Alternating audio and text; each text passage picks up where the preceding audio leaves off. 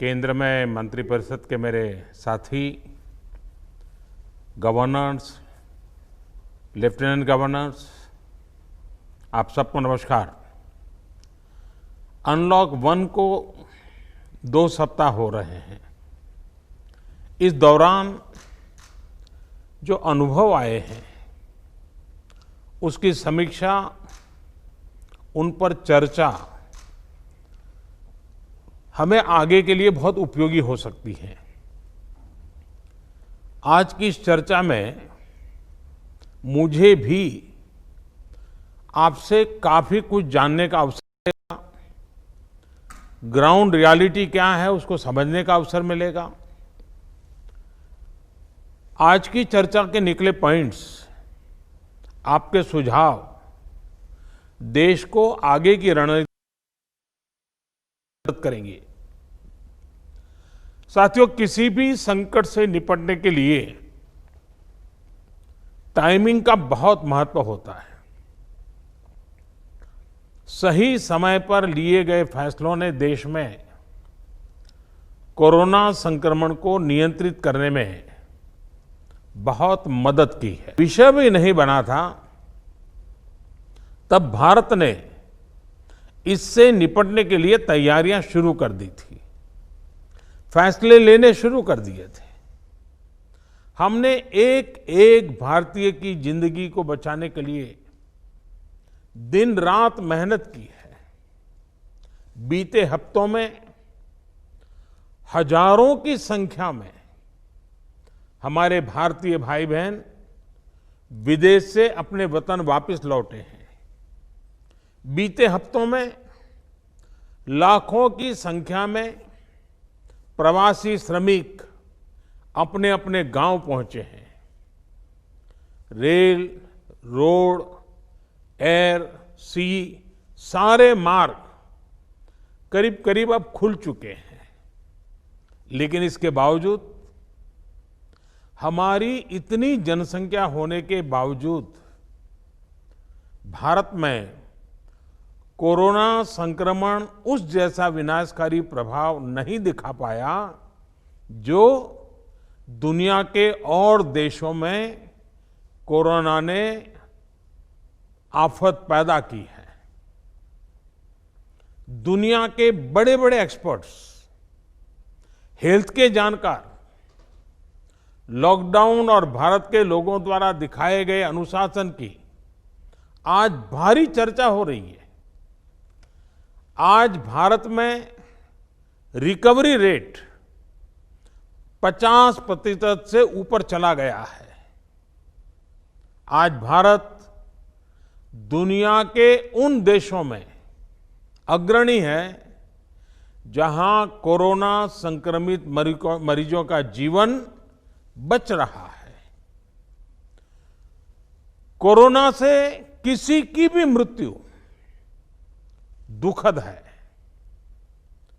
हमारे लिए किसी एक भारतीय की भी मृत्यु असहज करने देने वाली है।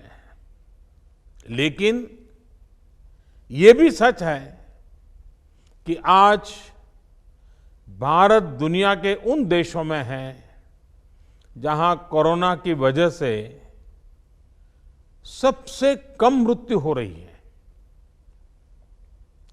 अब अनेक राज्यों के अनुभव आज आत्मविश्वास जगाते हैं कि भारत कोरोना के इस संकट में अपने नुकसान को सीमित करते हुए आगे बढ़ सकता है, अपनी अर्थव्यवस्था को तेजी से संभाल सकता है। साथियों, बीते 2 हफ्ते के अनलॉक 1 ने हमें एक बड़ा सबक ये भी दिया है कि अगर हम नियमों का पालन करते रहें, सारे दिशा निर्देशों को मानते रहे, तो कोरोना संकट से भारत को कम से कम नुकसान होगा। इसलिए मास्क या फेस कवर उस पर बहुत ज्यादा जोर देना अनिवार्य है, आवश्यक है। बिना मास्क या फेस कवर के घर से बाहर निकलने की अभी कल्पना करना भी सही नहीं है। ये जितना खुद उस व्यक्ति के लिए खतरनाक है, उतना ही उसके आसपास के लोगों के लिए भी। इसलिए 2 गज की दूरी का हमारा मंत्र हो, दिन में कई बार 20-20 सेकंड के लिए साबुन से हाथ धोने की बात हो, सैनिटाइजर का इस्तेमाल हो, ये सभी बहुत गंभीरता से किए जाने चाहिए। खुद की सुरक्षा के लिए, परिवार की सुरक्षा के लिए, विशेषकर घर के बच्चों और बुजुर्गों की सुरक्षा के लिए ये बहुत जरूरी है। अब तक लगभग सारे ऑफिसेस खुल चुके हैं। प्राइवेट सेक्टर में भी लोग ऑफिस जाने लगे हैं। बाजारों में, सड़कों पर भीड़ बढ़ने लगी है। तो ये सारे उपाय ही कोरोना को तेजी से फैलने से रोकने में मददगार होंगे। थोड़ी सी भी लापरवाही, थोड़ी सी भी ढिलाई, अनुशासन में कमी कोरोना के खिलाफ हम सभी की लड़ाई को कमजोर करेगा। और इतने दिनों की जो तपस्या है, उस पर पानी फिर जाएगा। हमें इस बात का हमेशा ध्यान रखना है कि हम कोरोना को जितना रोक पाएंगे, उसका बढ़ना जितना रोक पाएंगे, उतना ही हमारी अर्थव्यवस्था खुलेगी, हमारे दफ्तर खुलेंगे, मार्केट खुलेंगे, ट्रांसपोर्ट के साधन खुलेंगे और उतने ही रोजगार के नए अवसर भी बनेंगे।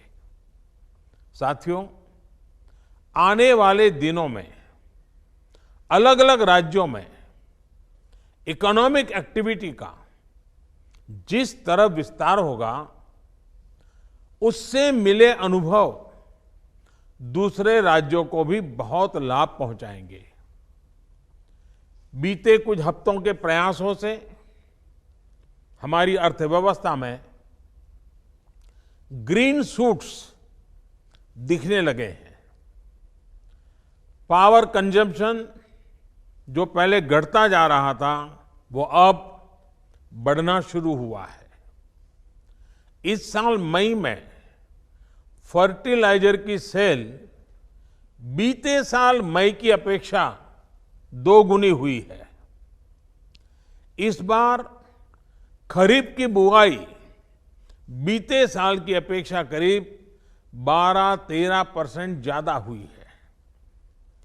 2 व्हीलर्स का प्रोडक्शन लॉकडाउन से पहले के स्तर का करीब करीब 70% तक पहुंच चुका है। रिटेल में डिजिटल पेमेंट भी लॉकडाउन से पहले की स्थिति में पहुंच चुका है। इतना ही नहीं, मई में टोल कलेक्शन में बढ़ोतरी होना इकोनॉमिक एक्टिविटी में वृद्धि को दिखाता है। लगातार 3 महीने तक एक्सपोर्ट में कमी के बाद जून में एक्सपोर्ट फिर से बाउंस बैक करके पिछले साल के प्री कोविड पीरियड में पहुंच गया है। ये तमाम संकेत है जो हमें प्रोत्साहित कर रहे हैं, आगे बढ़ने के लिए प्रेरित कर रहे हैं। साथियों, आप में से अधिकतर राज्यों में एग्रीकल्चर, हॉर्टिकल्चर, फिशरीज और एमएसएमईज का हिस्सा बहुत बड़ा है। आत्मनिर्भर भारत अभियान के तहत बीते कुछ दिनों से इन तमाम सेक्टर्स के लिए अनेक प्रावधान किए गए हैं। एमएसएमईज को सपोर्ट करने के लिए अनेक फैसले हाल में लिए गए हैं। समयबद्ध तरीके से एमएसएमईज को बैंक से क्रेडिट दिलाने का प्रयास हो रहा है। 100 करोड़ रुपए तक के टर्नओवर वाले उद्योगों को 20% अतिरिक्त क्रेडिट के ऑटोमेटिक इंक्रीज का लाभ दिया गया है। अगर हम बैंकर्स कमिटीज के माध्यम से ये सुनिश्चित करेंगे कि उद्योगों को तेजी से क्रेडिट मिले तो वो जल्द से जल्द काम शुरू कर पाएंगे, लोगों को रोजगार दे पाएंगे। साथियों, हमारे यहां जो स्मॉलर फैक्ट्रीज हैं, उन्हें गाइडेंस की, हैंड होल्डिंग की बड़ी जरूरत है। मुझे पता है आपके नेतृत्व में इस दिशा में काफी काम हो रहा है। ट्रेड और इंडस्ट्री अपनी पुरानी रफ्तार पकड़ सकें, इसके लिए वैल्यू चेंज पर भी हमें मिलकर काम करना होगा। राज्यों में जहां कहीं भी स्पेसिफिक इकोनॉमिक एक्टिविटी पॉइंट्स हैं, वहां 24 घंटे काम हो, सामानों की लोडिंग अनलोडिंग तेजी से हो, एक शहर से दूसरे शहर तक सामान जाने में स्थानीय स्तर पर किसी तरह की दिक्कत ना हो, तो इकोनॉमिक एक्टिविटी और तेजी से बढ़ेगी।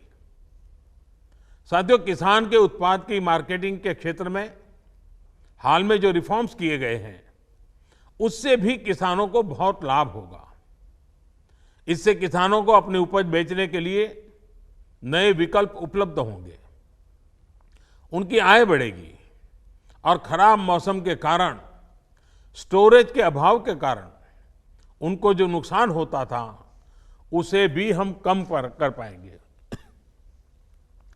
जब किसान की आय बढ़ेगी तो निश्चित रूप से डिमांड भी बढ़ेगी और राज्य की अर्थव्यवस्था की गति भी बढ़ेगी। विशेष तौर पर नॉर्थ ईस्ट और हमारे आदिवासी इलाकों में फार्मिंग और हॉर्टिकल्चर, इसके लिए अनेक अवसर बनने वाले हैं। ऑर्गेनिक प्रोडक्ट्स हो, बाम्बू प्रोडक्ट्स हो, दूसरे ट्राइबल प्रोडक्ट्स हो, उनके लिए नए मार्केट का द्वार खुलने वाला है।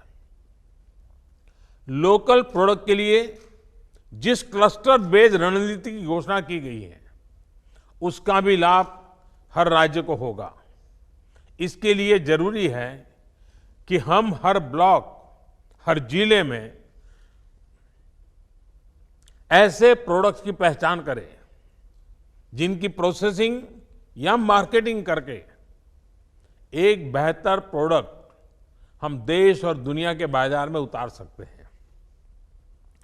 साथियों, बीते दिनों आत्मनिर्भर भारत अभियान के तहत जितनी भी घोषणाएं की गई हैं, वो एक निश्चित समय सीमा के भीतर जमीन पर उतरे, इसके लिए हमें एकजुट होकर काम करना है।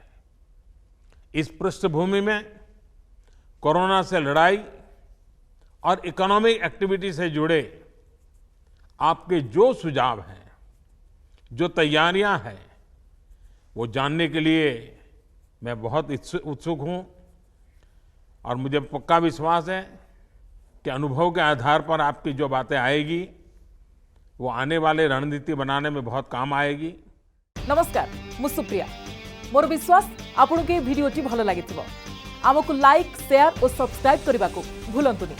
लेटेस्ट अपडेट पाई देखुथांतु ओटीवी।